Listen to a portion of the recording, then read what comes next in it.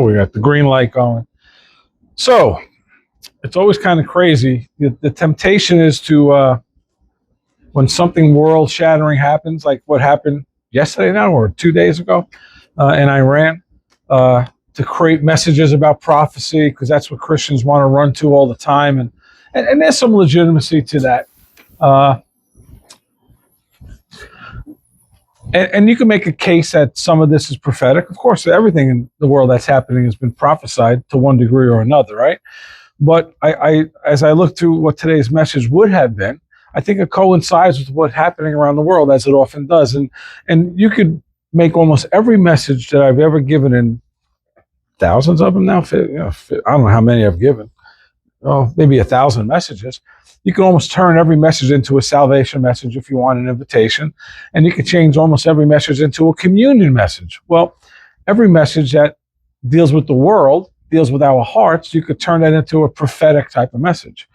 And what we're going to get into today is about the focusing on the future, which is what everybody's thinking about. What kind of future do we have? I'm sure you're aware of what's happening. If not, you're living under a rock right now. It's probably the most significant development from this troubled region of the Middle East, which has been a troubled region since Canaan and Israel have been there. It's been troubled in the Middle East, and this is the most. And we've had a lot of significant stuff happen there in the last 100 years, in the last 50 years.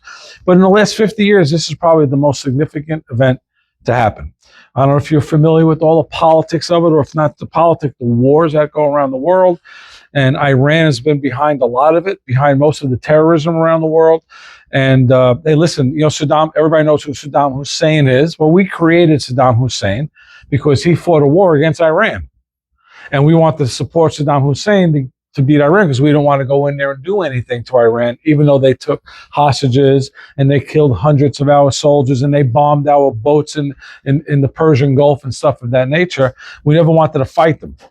So we backed Saddam Hussein. We created this man who then turned against us. And every time we back somebody, they usually wind up, once they get their power, they turn against us because we don't act too smart.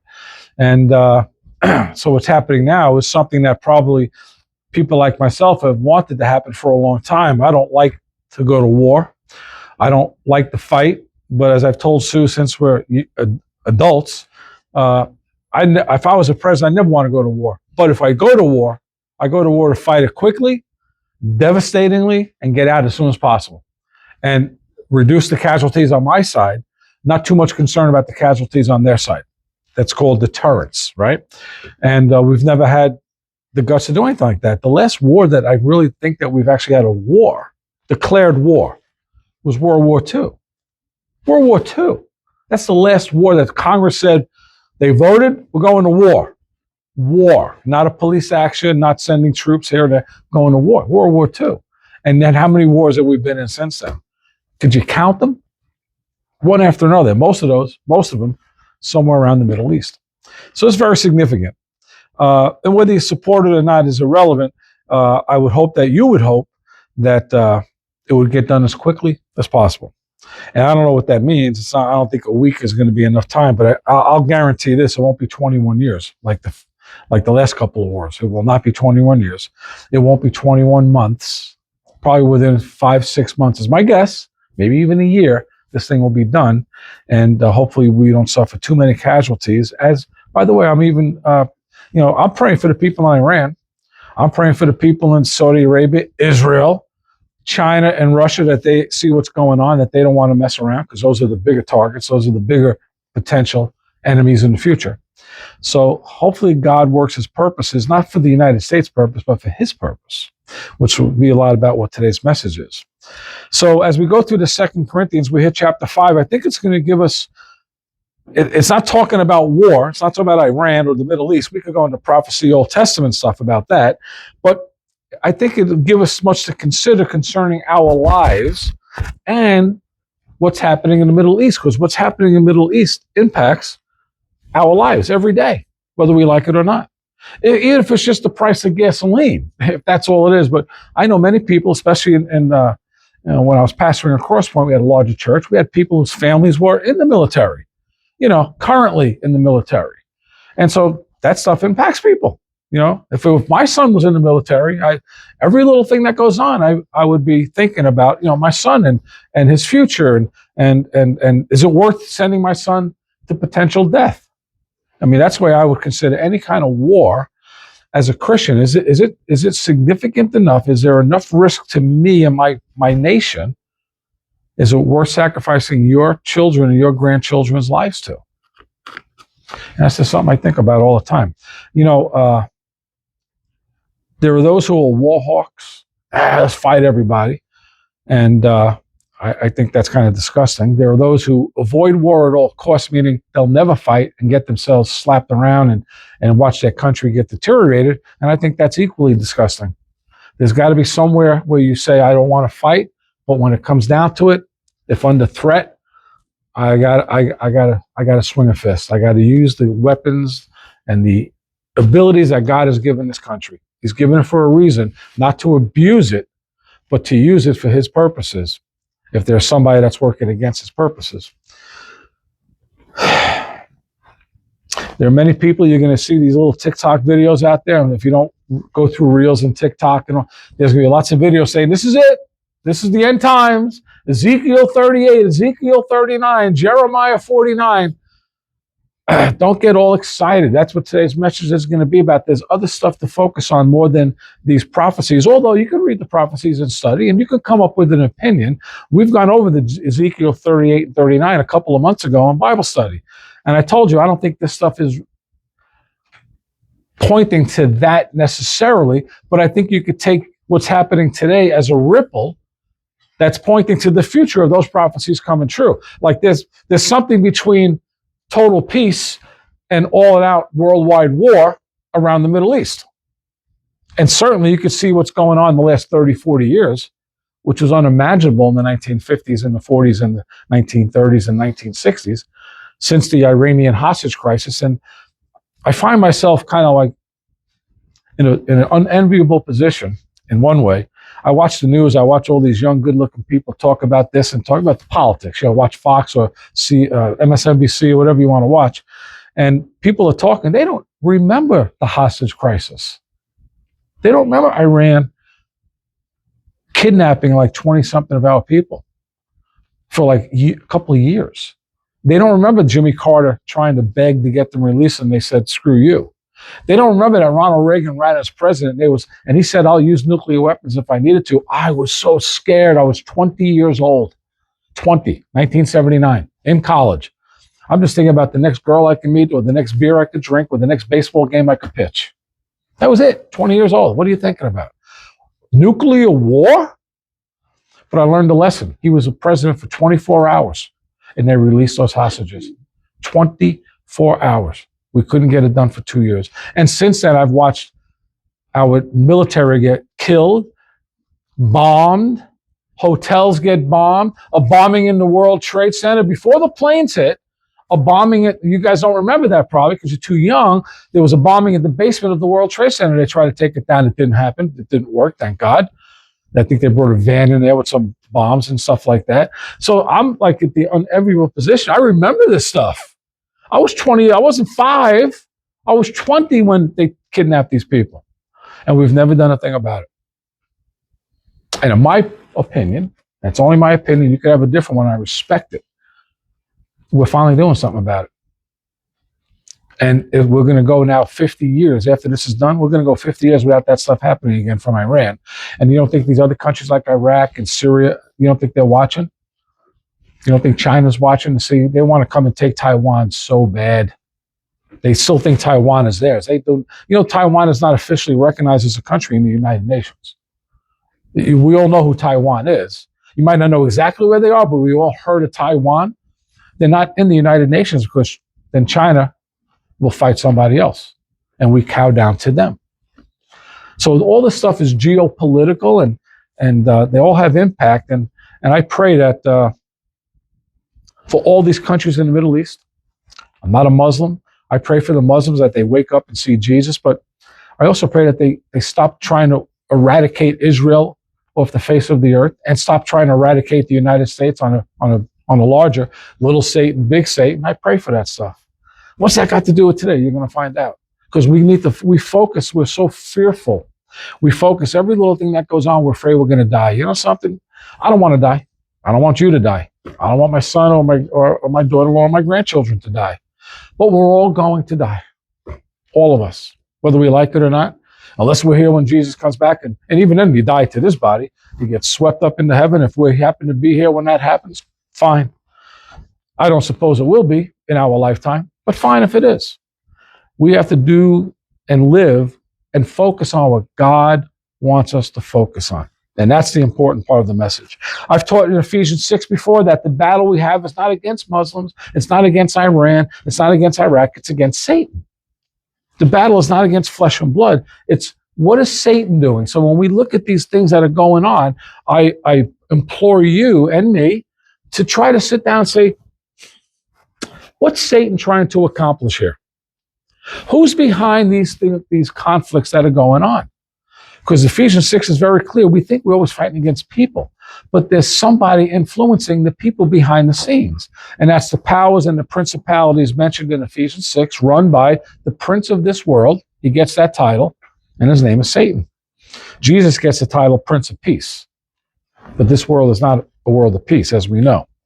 So the battle is against Satan. We have to think and train ourselves how to think about that. So I gave you the example that Tony Evans taught, and I just repeat it because I think it's a fabulous lesson, that when the people were moving west into the west, they had wagon trains, and the Indians would want to kill the people moving west. And forget about who was right or wrong, but that was a fact of what was going on. And the wagons would circle the wagons, right? It's a good defensive posture. So the people would be inside the circle of the wagons, and the Indians would shoot flaming arrows, which is mentioned in the armor of God, the flaming arrows, and they would shoot them into the wagons, which is Ephesians 6 also. And the whole point wasn't they didn't care whether they wanted to burn your wagons. They wanted the people inside with the guns and the weapons and the defensive posture. They wanted them to focus on the flames. And if all the men are focused on the flames, putting out the flames, then the Indians would come in through the one opening behind the door while you're focused on something else. So in a similar way, we need to focus on God, focus on what's going on behind the scenes in the spiritual realm, talk about it, pray on it, come to spiritual wisdom on it, because what's going on now in Iran is the flames. And what went on before in Iraq is the flames. It's Satan shooting the arrows, the flaming arrows into the world. And what do? We focus on the news that day, that week, hey, listen, a week ago, 24 hours a day, and I feel like I was almost non-compassionate by getting tired of this Savannah Guthrie's mother's kidnapping. It deserves attention 24/7 for 2-3 weeks in a row. There was nothing else going on in the world. That she's forgotten now, because this is going to be the thing on. It's the new flame. It's the new thing that we have to focus on. She's burning down. Iran is burning down. We could burn down. China's going to burn us down. All legitimate. If the flames are burning, yes, you should do something to put them down. But don't lose your focus on the real enemy that's behind the scene. Because then your focus is on what's here today and not what's going on for eternity. Doesn't mean you can't think about the flames.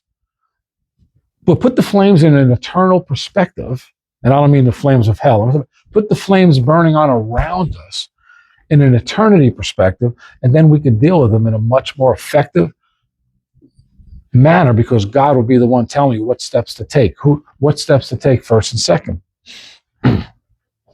What's been going on in the Middle East has been going on for thousands of years. Thousands of years. This is nothing new. I told you there was that show West Wing in the 1980s, I believe it was, maybe late 80s, about the presidency and the White House, the West Wing it was called. Martin Sheen, I think, was the president of the United States. And it was right after the Iraq War started. The first Iraq War that Rob says he served in, they came out with an episode, and it was called Isaac versus Ishmael. I was stunned. I had just started looking into Christianity. 92. I became a Christian in the summer of 92. And here's this worldly show, heavily progressive and liberal, but they even knew what was going on. The TV producers and the writers, I should say, They knew what was behind the scenes better than the church did. Better than most of the church, better than most of this country. I'm not talking about most, 51%. I'm talking 99% of the country, probably 90% of the church. Had no idea. They thought that was just a war of people. And somehow the TV producers realized what was going on in Iraq back then and in Kuwait back then was just another continuation of Isaac versus Ishmael from the Old Testament. That's all it was. And they knew it. And we're still going on today. And we have to realize, if it's still going on today, could it really just be people? Is it just a people problem? Or is there something behind the scenes that's playing the people like puppets to continue the anger and the hatred all this time? 47 years in Iran, the wagons have been burning. And we got to make sure in our hearts that we don't forget that while if the president and Israel and if the rest of the world will join us in taking care of these flames, that's a good thing. But let's us as people of the faith, people of Christ, not forget what's going on behind the scenes. And then we could know better what to support politically, what not to support politically, and so on and so on. So as we get into 2 Corinthians chapter 5, this is all going to come into focus. At the end of chapter 4 and moving into chapter 5, Paul's teaching that our focus should be on things that are beyond the flames that we could see with our eyes, to see through the flames, to the background, to see spiritually. And you're like, Phil, how can I see things that I can't see? Great question. Maybe that's the question we should study for months on end. How do we see what we can't see? How do we see the invisible? Man, that's the life that's a life that I hope to obtain to. At times I think I do see clearly spiritually, and at other times I don't. But to see, I don't mean see like to lie and say I see visions, but unless you can see them, but to read the word and try to get an idea of what's going on in places we cannot see, which I'm talking about spiritual places, heavenly realms that are alive and well today. And you know how we know, and we all know they're alive and well. I see it all the time. People never profess Christ, never profess faith, never want to go to a church, God forbid a Bible study, but then somebody dies in their family and they're getting religious funerals. Like, why is that? Why would anybody want a religious funeral if that's all spaghetti monster in the sky stuff? That's one of the most retarded things I've ever heard of, is to have a religious person moderate a funeral when you reject all of anything above what we could see. If the universe is only what we could see, why have a priest or a pastor? I get calls all the time when I was pastoring at Cross Point. I'd like you to do a wedding. We're getting married. We don't have a church yet. And I'd say, well, we have a nice church. So I can understand if they were doing church or manjas, they might want to do their 200 people wedding at a place like Cross Point. It was a bigger place, beautiful seats, nice center aisle to walk down the whole, nice stage, beautiful. I would say, well, what church you go to? Well, we don't go to church. Who do you want to perform the wedding? Well, we'd like you to do it. You're the pastor of that church. I don't know you. What wedding am I going to perform? I've never spoke to you. I've never counseled you. I have no idea what's going on. Don't you have a pastor or a church? No, we don't want that. Then why do you want, but we want God to bless our marriage? Well, actually, no. They say, we want God to bless our wedding. I go, what about blessing your marriage? And I'm not fairy dust. I would tell them the exact words. I'm not fairy dust. I don't come in, fill the learning, sprinkle fairy dust on your wedding, and now God's in it. You got to invite God into it. We got to invite God into our lives, and we got to invite God in to ask Him to give us these spiritual eyes. At the end of chapter 4, the last verse says, so we fix our eyes not on what is seen, but on what is unseen. For what is seen is temporary, but what is unseen is eternal. So these places that you would like to look into, and I say, look, I don't mean necessarily to get visions, but to get wisdom of what's going on in the unseen. That's eternity. That's eternal. Everything that you see here today, everything is temporary. Temporary. The buildings, the cars, they rot, they rust. Our lives, we're all going to get buried. Our bodies, whether they're in a casket or not, are going to mostly rot away. Maybe the bones will survive, and even then, long enough, they won't survive. I think there's truth to those movies when you open up the crypt and it's all dust in there. I think that's basically it. You know, we're born of dust. We're made of dust. To dust we were made. To dust we're going to return. And that's not our spirit, our soul. That's that thing we can't see. What are we? What is a soul? I don't know. We have to describe it, but I can't point to it and say, well, let's go to Walmart. I'll point out a soul.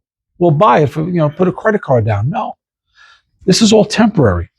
What we're asking for is to look into the unseen, what we can't see, to give us wisdom. Why do we care about the unseen? To give us wisdom on how to live in the seen, how to live in the here and now in a way that pleases God.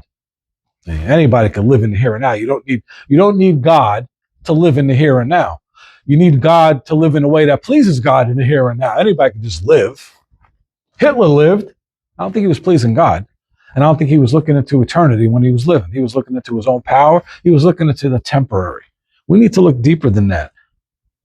The flames are real, and we got to do something about them. But what's going on behind those scenes in a place we cannot visually see with our eyes, but we have to ask God to spiritually give us our hearts and eyes open to what's much more important. Chapter 5. Now we know that if the earthly tent we live in, this tent, this temple of God, is destroyed, we have a building from God, an eternal house in heaven, not built by human hands. So our bodies are temporary. Our future bodies in heaven, whatever that's going to look like, you could come up with a picture of it yourself, read the scripture. I don't know if they're flesh and bone bodies. Are they spiritual bodies that look like flesh and bone? I don't know. And I could read and give you plausible possibilities, but I don't really care about the exactness of to put this is the only way you could look at it. Because whatever God's got for me, that's going to be good.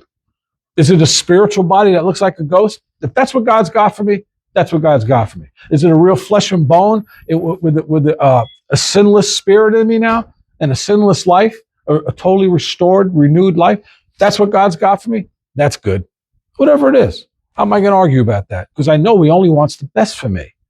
And I really don't know what the best for me is. I'm just a human being, but God knows. So if this earthly tent is destroyed, we have an eternal house. This is a temporary temple of God right now. We have an eternal home for God in a place called heaven when we get there to meet Him. Verse 2, meanwhile we groan. This is where watching news could be a good thing and it could be too much of a good thing. Gotta be careful. Meanwhile we groan, longing to be clothed with our heavenly dwellings, because when we are clothed, we will not be found naked. You see, I don't know about you, but I watch some of this news sometimes and I start groaning on the inside like, Lord. And as I get older, it happens more frequently than it did when I was 25 or 30. Well, I couldn't believe it until I was 32, but I've not been one to typically groan about, come Jesus, come. Hurry up.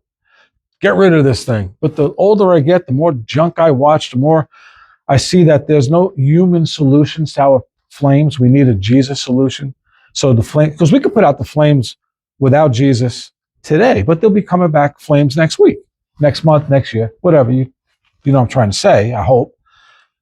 To put them out eternally, to put them out forever, if Satan's behind it, then Satan's got to get knocked out of it. And since we cannot battle Satan in our flesh and blood, we can't. The only way we could beat Satan is to send in the army, God's army, angels. And we've seen battles in heaven where Michael had to fight hard. It said he fought hard against Satan and his angels. It wasn't an easy battle because they're both angels.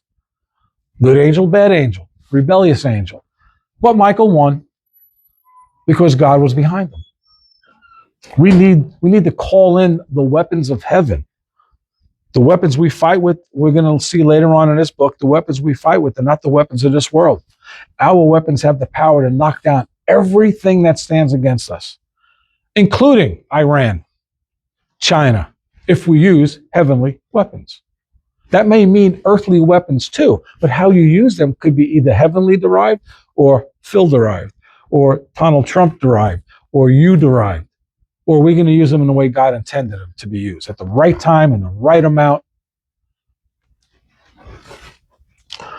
If King David would have listened to God, if Joshua would have listened to God and gone into Canaan, which is now what we know as Israel. Well, it was actually almost twice as big as Israel then, but across the Jordan River, if he would have done what God told him to do and killed every man, woman, and child and all those tribes that were in Canaan, we would not be experiencing this stuff today. You could blame Joshua, who was a man of God, who was a warrior for God. He started thinking, I don't know how I can interview him, obviously, but it's plausible to say he probably thought maybe God didn't mean that. That sounds kind of rough. Why would I kill that whole village? Why would I kill that whole part? Because God, who created it, who knows the future because he's already been the future and back from the future, he lives in the past, the present, the future all at one time because he's God and we're not. He knows it's going to be thousands of years. Do you know how many people have been killed in the Middle East? Since we didn't wipe everybody out, when I say we, since Joshua did not wipe everybody out in Canaan, how many tens of millions, hundreds of millions have been killed around the world due to that? And here we're still fighting it today. Back then it was spears and chariots or whatever, clubs, sticks, and today it's potential, nuclear weapons, push buttons. Very easy to be brave today.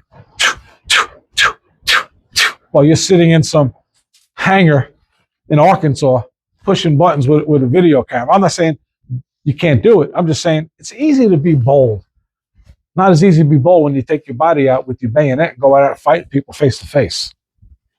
And even then, when they had the Civil War, do you realize in the Civil, like we're watching war on TV, and sometimes I feel like I'm watching a car wreck, and like I want to know, but I feel sometimes guilty for watching. As the news is out there and bombs are coming, you're like, what am I watching? It's like watching a car accident on the highway. What's wrong with our culture? Well, in the Civil War, when they fought North and South, you know, there were people from the towns that came out in carriages with picnic baskets on top of the hill. The people that were not fighting in the war, the wealthier people, and they were watching bayonets, people stabbing each other and shooting each other with lead bullets going, hot lead going through people's bodies, young kids' bodies. And people were watching and having picnics and then just packing up and going home. And somehow there was, I guess, this culture where you didn't attack those people. You only fought the soldiers. Those people get to live. But they watched. They're doing the same thing we're doing, watching the news. Same thing. We like watching flames. We like watching things burn. But we don't realize there's stuff going on there. The news of this world can beat us down physically, can beat us down mentally, can beat us down emotionally. I know I do. I get sickened by what I see. And yet I got to find out what's going on. And all it does to me, every time, turn that off if you can, you know, every time you see these things, you say, man, I don't know why, but I groan inwardly like, when is this going to end? And at one point it will end. It will end totally. I get tired of my failings personally. I groan inwardly about that. I mourn. Blessed are those who mourn. But I'm also tired and worn out, and I groan about the failings of our world. I groan that and hope that what's coming, I know, has to be better than what we made of this world. We've been given so much. You know, there are people in this country that think that we're the worst country in history. But you know that's not true, and there's only one way you know it for sure. All the boats and the planes and going through the rivers and the mud, they're all coming into the country.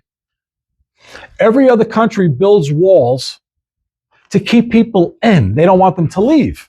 They're not allowed to leave. Our country builds walls or something to keep them out. We can't take in the whole world. The whole world wants to come here. And yet we're not perfect, by far from it.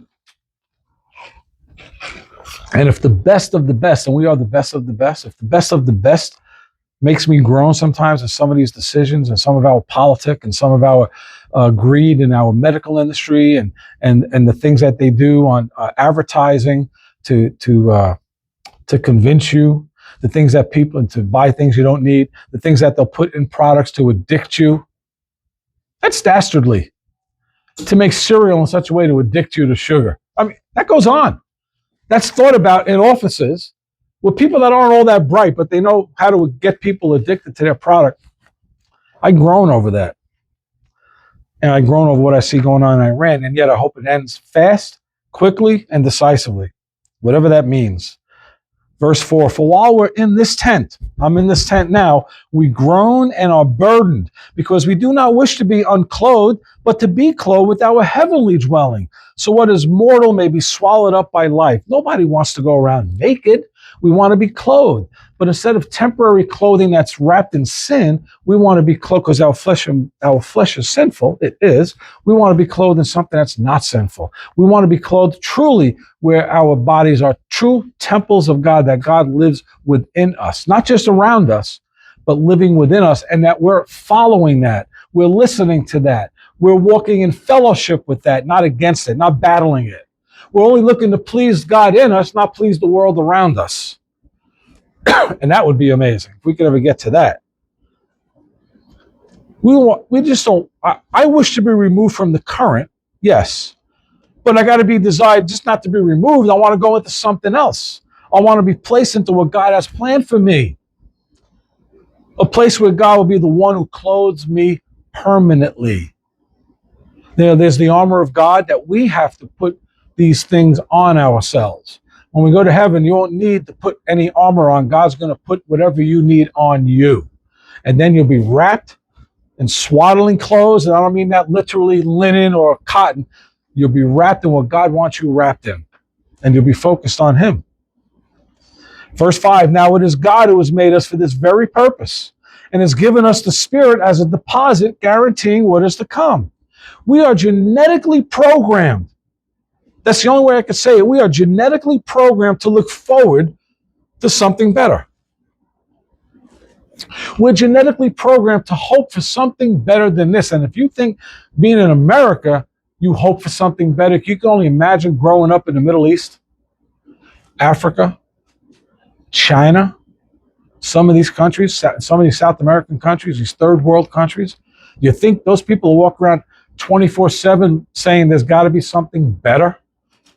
That's God implanting that desire. But we have so much sometimes. We think we're so smart, that we're so capable, and God's given us a lot that we don't need God. We could just be satisfied getting our stuff now, here. Bigger bank accounts, more cars. I remember the bumper sticker in the 80s. Don't know if they still sell them. He who dies with the most toys wins. You ever seen that? I've seen it on many different cars. He who dies with the most toys wins. Usually on the back of a Mercedes or something like that.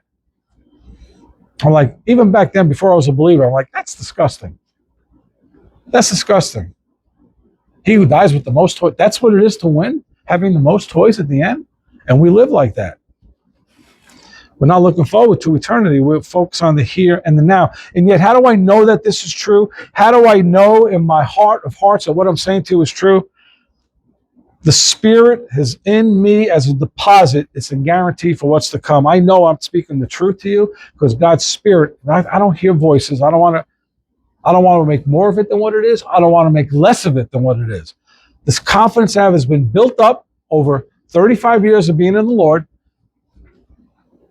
35 years of repenting of my own sins, by the way. 35 years of growing in Him. 35 years of understanding who He is versus understanding who I am. 35 years of growing that I'm down here, He's up here, and then 35 years later, I come to the realization I'm down here and God's up there. That's part of growth in Christ. And I know the Spirit gives me that wisdom, and the Word verifies that. And that's how I know that when I die, I'm going to have everything God promised. So I struggle not to focus on the flames. I do. I'm not telling you, oh, Phil never focuses on the flames. He just looks at what's behind the scenes. I can get caught up in the flames.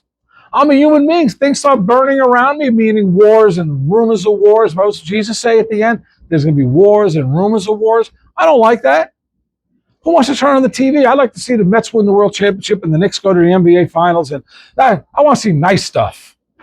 I don't want to see, but if forced into the battle, I want to end it decisively, protecting the country that I've been elected to protect.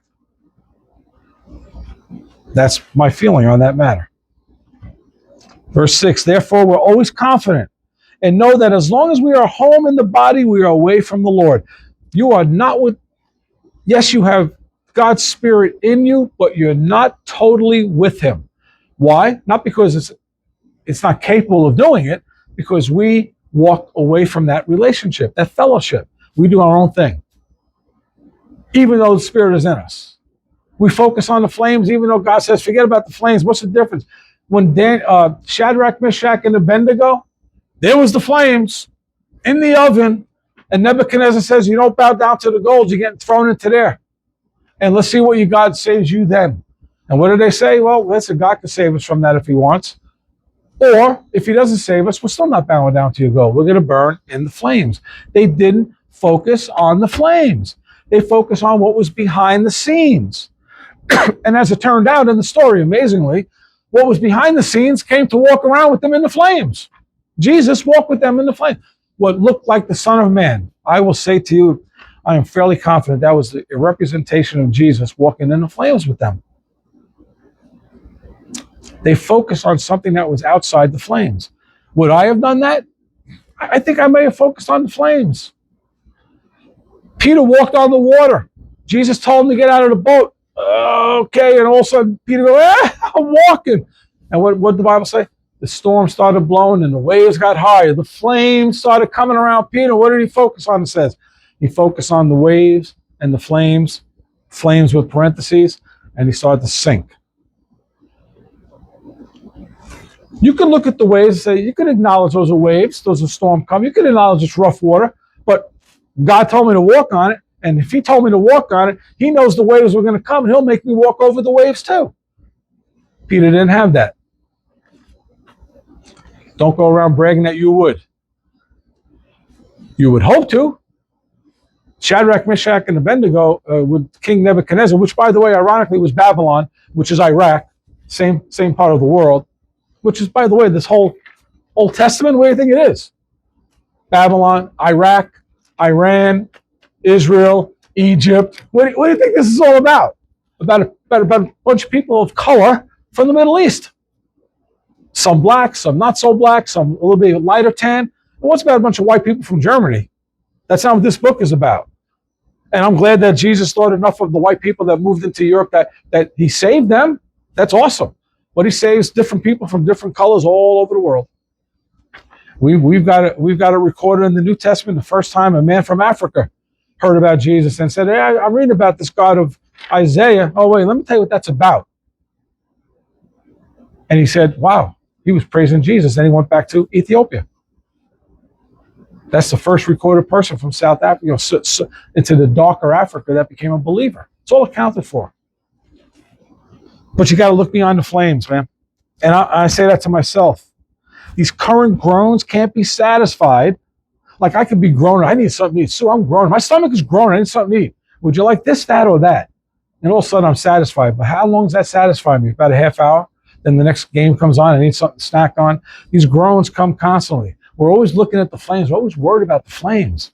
If it's Iran today, it'll be Iraq tomorrow. It'll be China in 5 years, maybe sooner. China goes in to try to take over Taiwan. And if we let this thing go with Iran, see, Trump, one thing he did, hopefully he knows it, he's now committed. If we back out of this commitment, China's going to take over Taiwan within a year or two after that. So we got to take this to the very end to dissuade future chicanery from other countries. These current groans can't be satisfied while I'm here in this body. Satan is the prince of the world. We look forward to being in the presence of the Lord, who is the King of heaven.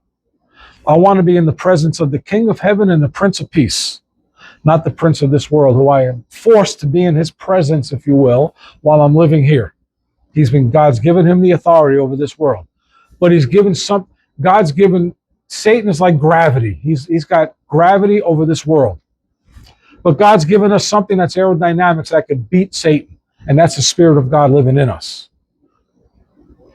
Temporary as it is, because someday we're going to live with the Spirit of God in our physical, eyeballing presence. It's going to be amazing. 1 John 3 says we're going to see God for who he is because we're going to be just like him. What? What does that mean, Phil? We could talk about that for a week or two. To be like God? Wow. Verse 7, we live by faith, not by sight. There we go. If we live by sight, then our happiness has nothing to do with God, and our happiness and our content and our peace can only be temporary at the current circumstances of our lives. That's it. We're enslaved to circumstances. Living by faith, however, allows us to have an eternal and internal joy, regardless of the circumstances of our lives, regardless of the flames in Iran and Iraq. Could you be concerned? Sure. Should you be nervous and worried about it? No. No. What if it comes to nuclear war and the United States gets wiped out by nuclear war? So be it. It won't be because of you, and you worrying about it ain't going to change it. Not going to change it. Your anxiety is not going to change the results of that. Do I want that? Of course not. Who wants that? I got grandkids. I don't want that. But if it happens, it happens. And I die. And I go be with my son, my mom in heaven. And if we all die, then Sue and everybody at the same time. I don't know how that works in heaven. I don't know. Do we have a family compound? I have no idea. Do we live in the next door apartment? Do we get houses? I have no idea. But I do know you're going to see people from every tribe, every tongue, every nation. That means you will recognize people. They won't be like an ET blob or something like a ghostly blob where they don't have personality. No, you're going to see people from every tribe, every nation, every tongue, every language. That means you're going to differentiate between the people you see in heaven. And I hope that means I'll be able to differentiate, see my sons, see my grandkids, see my wife, see my friends that are believers. I'm hoping, see you guys. I'm hoping that's like, I want to know that I'm with people that I spent profitable time with in my life. I'd like to know that, but I'll leave that in God's hands. We live by faith, not by sight. Verse 8, we are confident, I say, I keep bringing that confidence up, and would prefer to be away from the body and at home with the Lord. Paul said it better than everybody else. He says, I would rather die, but it's better for you that I live. And Paul wasn't leading a comfy American life. He was an amazing evangelist. He's the beginning of starting all these churches outside Israel. The early church was all Jewish, If you have faith in Christ and you think you're a Gentile, not a Jew, the whole church was Jewish. All of it. Then it went to Europe, or what we would call Eurasia, and into Europe, as we now know, and it became mostly Jewish with some Gentile. Then it became Gentile with some Jew, and then it became mostly Gentile and probably almost no Jewish. That's the way it turned over the years, over the centuries. We're confident. I would rather be away. I'd rather be at heaven right now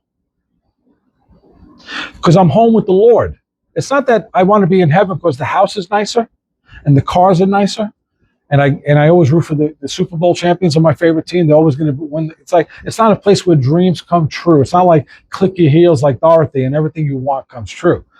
You're with the Lord. Of course, I'd rather be with the Lord and know there's no more tree of life of knowledge of good and evil, no more temptation, no more people pulling me away from, no more, not just people, no more of my heart pulling me away from God because I'm worried, or I'm looking at flames, or I want things that maybe God doesn't want for me because somebody else has it. I also want to be in a place where justice is served with grace, but justice. And mercy. Is it merciful to say if you steal candy from a store, you shouldn't have your hands chopped off? Yeah, I think so. You don't need to chop people's hands off for stealing candy. That's a bit much. But is it merciful to say, and is it just to say, if you steal something from the store, there's no discipline for that at all?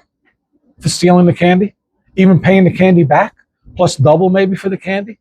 No, that's not just. There's got to be some result of that, but it shouldn't be overboard. We live in a world now where Christians are called to have compassion for people. Should we have compassion? Yes. But when people commit crime, should they also suffer consequence of their crime? Yes. When I was young, I resented the fact when Reagan paid the debt off of Mexico. I remember the big meeting. Mexico owed us how many billions of dollars at the time? May have been even hundreds of millions in the 70s, right? 1980, Reagan. And he had the Mexican president there, and we guaranteed their debt was canceled. What kind of idiots cancels debts of a people? Like, that's stupid. Then I thought, something? Now I'm a Christian. I was wrong. It was merciful to say they were indebted so much, their economy was in such a mess, let them go so they could actually afford to feed themselves and not pay all their money to us because of all the loans we gave them. How stupid could a country be to win World War II decisively and then spend our money to rebuild Europe? Now I realize that was a merciful, graceful thing to do, to take your enemies, who now are going to be the enemy was Germany, but now take your friends and Germany, the enemy, and help rebuild them so they can now become prosperous and live and learn how to fish for themselves. Japan, come on, look what Japan did to us. We've rebuilt Japan. Your grandparents and your parents' tax dollars went to rebuild Europe and Japan. Stupid. No, actually, it was very graceful and merciful. I'm learning. There's got to be Christ-likeness and there's got to be justice in all of that, somehow, some way. And we're going to see what happens here now with Iran. I think Trump gave the perfect tone when he said, if you just drop your weapons, you get amnesty. How much better? What more mercy could you ask? Drop your weapon. You've been against us for 47 years. 47 years of battling and killing our people. Drop your weapons now. Amnesty. You keep your weapons, you're going to die. I think that's graceful and merciful. You can't let them keep living if they keep on shooting at you. No, that's not merciful. That's stupid. That's ridiculous, because you got your sons and daughters, your grandchildren may be the one taken out by those bullets. I wouldn't want my grandkids taken out by that. If they go to war and they die, they go to war and they die. If it's a just war, then that's what I'll be sad, but I'd be proud of them. But if they get shot at, we're not shooting back, and we have to have lawyers tell you when you could shoot and when you could do this and when you could do that. There are lawyers that tell people in the Army, they're there, placed with them at their command centers, what you can and cannot do. Lawyers, not generals, not lieutenants or whatever, majors or whatever they are. I know generals are high, majors and all that. No, lawyers. I wouldn't want my kid to walk around Iraq during the Iraq War and just walk around with weapons. And there are people shooting at you, and you can't shoot back until some lawyer calls in and says, yeah, you can shoot back. Nah. No. We got to be smarter than that. Paul said he'd rather die, but for the sake of ministry, he lives. And then he says this great thing in Romans 8:18. He considers his future rewards. That's the message, the future focus. He considers his future rewards incomparable to the sufferings that he's going through today. You're like, there's a lot of suffering. Paul got stoned. Paul got shipwrecked. Paul got jailed. Paul had people running him down to kill him at every turn. In every place he went to set up a church. We think Paul set up churches. He walked into the neighborhood in Westland and monitors opened up the doors and everybody bowed down to Paul. Jesus! No. They wanted to kill him. They wanted to take him out. They were throwing stones. They're shooting guns. They're throwing rocks at him. And he says, incomparable to what's going to be revealed in me. Revealed in him. Wow, that's a future focus. That's a guy who's not looking at the flames. He's looking at what's behind the flames. So we make it our goal in verse 9 to please him, God, whether we are at home in the body or away from it. For we must all appear before the judgment seat of Christ. This is a reality. You and I, if you're a believer, which I am, I'm going to be in front of the judgment seat of Christ. It's what it is. We must all appear before the judgment seat of Christ. All means all. That each one may receive what is due him for the things done while in the body, whether good or bad. It's what it is. Too many churches teach what you do in this life has no bearing on it. Just believe in Christ. Everything else is okay. Yes, believe in Christ. Yes, have faith in Christ. Yes, walk with Christ. And also stop doing bad things. And stop supporting bad things. And sometimes stop focusing on the flames. Focus on eternity. In Hebrews, it says we're slaves to sin. You know why it says we're slaves to sin? It tells you right there. Our fear of death causes us to be slaves to sin. Sin meaning missing the mark. Don't think about just sex, drugs, and rock and roll. Missing the mark because we're afraid to die. We're afraid that there's nothing beyond today. And if we could look beyond the target and realize there's a whole it's like, Michigan is nice and all this other stuff. But if you've been to Hawaii, you know there's something better. It's beautiful. It's amazing. But we've seen it, we could feel it, we could touch it, so we believe it. You believe there's Hawaii. You believe there's a Tahiti. You believe there's beautiful places in the world if you're a warm weather guy like I am. You believe it because we've seen it, we know it, we've taken film of it. But there was a time when people thought about these areas. They never got to see it. Maybe in a book somewhere, somebody wrote about it. They didn't know. Now we know. Heaven is like what it was to go to Hawaii in 1700. Nobody knew. A couple of people maybe come back off the boat and tell you what it was like. That's about it. Now we know because we've been there. Well, heaven is kind of like being back then. Nobody knows. We're reading a little bit of the brochure here. And I think it's purposefully meant not to give you the full view because you trust God. Trust God. Trust Him. If you don't trust Him to know what's better for you, the Bible, Jesus says in the Sermon on the Mount, if you who are evil by your nature, you meaning me, are evil, give your kids good gifts, just think how much your perfect Father will want to give you good gifts. I always want to give good things to my kids. I don't know about you. I like to give them good things. They're my kids. They're my grandkids. I want to give them good stuff. And I'm Phil, evil, sinful, by my nature, Phil. God has to be a lot better than me. Otherwise, why worship Him? Why bother worshiping Him? And He knows He's going to give me better gifts. Having a today focus draws us to try and please other people or ourselves. Having a future eternally, the focus draws us to always consider how we can please our Creator. Each of us will receive these just rewards for the way we lived our lives. You either live it one of two ways. Not good or bad. It is good or bad, but I'm going to put it into vernacular today. You either live your life by sight or you live it by faith. And if you're living it by faith, you got to look beyond what you could see. You got to look beyond that. So if you don't have something and somebody provides it, you could say, well, I got the meal. I see the meal. Or you could say, God brought somebody to bring that meal. So you can be thankful for the meal and the person who brought it to you. And be thankful that God was watching over you to protect you, to get you what you needed. I could have died in car accidents when I was drinking a lot. And, not that I was ever alcoholic, but when I went out with my friends, I partied and drank. Binge drinking, I guess they call it today. So many times when I got home, I realized that I don't even know how I got home. God protected me. He had another purpose in me. And so now when I avoid things like, about a week ago, I was driving, somebody cut me off like coming out of a corner. And I saw it and I stopped. I could have not seen it. I could have slammed into them. God protected. I think Sue might have been with me. I just said, God protected me. So I was thankful for what I saw. And I was thankful for what was unseen behind what I saw. So when I see something, let's say somebody comes up to me and says, hey, Phil, let's do this tonight. Let's do that tonight. That's not what I'm about. That's fine. That's fair to say, no, I'm not about that. But it's better to say that Satan taking that person to try to tempt me to do something that I shouldn't be doing.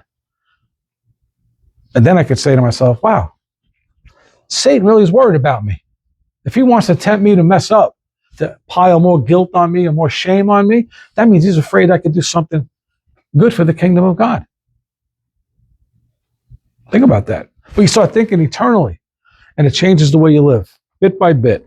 So let's all live life through the coming months and through this news cycle, which is going to last a while. This news cycle is not going away. This is going to be much longer than Virginia Guthrie, I think was her name. I think it was, Nancy Guthrie.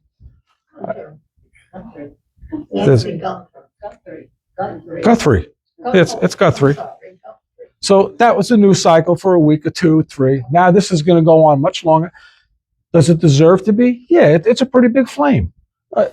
Guthrie, her flame was a little flame. To Savannah Guthrie, it's a big flame. But to us, it's a little flame. Other people get kidnapped and killed and murdered every day. Why would the nation worry about her? Because she's a celebrity's mom. But this one here, this is a big flame. This is almost like Shadrach, Meshach, and Abednego getting thrown into the oven. It's going to be a big flame. So I encourage you to look at the flame, think about it, but think about what's behind it. Think about what God's trying to accomplish. Think about what Satan's trying to accomplish, and then pray for wisdom on how to pray for our country, for Israel, for the other countries in the Middle East to how to pray for them, how to be concerned about them, and how to pray for China and Russia that they wake up. We don't want to see this thing burn down. I don't want to see it in my lifetime, although it's all coming to an end. Don't know when. Don't know when. But the more God's church could see things from a spiritual sense, from a future focused sense, the more lives will be saved, the more peaceful you'll be and content in the middle of the flame. What an accomplishment if the flames are coming on the day that they're scheduled to come. But imagine if God's people could walk into those flames saying, hey, what God does with them, God does with them. I die, I live, it's up to God. Wow, that's an accomplishment right there, to live life differently. Don't let the circumstance of your life determine how you live your life, how much peace, how much joy, how much contentment you have in your life, how much confidence you have in your future. Then we'll be growing as believers. Let's all live these coming months of the new cycle through a lens of faith and a future focus, and not let these flaming arrows draw us away from what and who is most important. Amen? All right, today is communion. Let me turn this off. We're going to take some time to hand it out. Actually, let's hand it out. And I'll...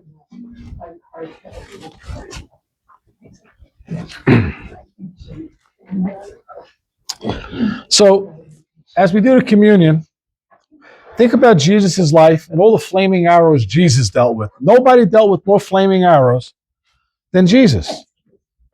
Satan stood up against Jesus by trying to win him. First of all, Satan stood up against Jesus.